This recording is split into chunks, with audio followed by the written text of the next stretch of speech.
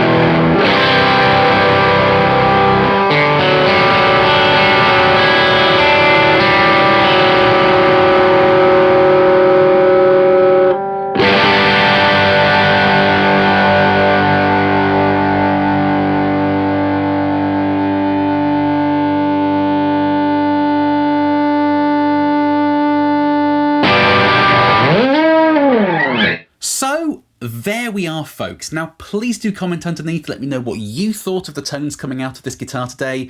Which pickup did you prefer? Which amp did you think it sounded best with? I love chatting nerdy guitar stuff with you folks down in the comments section.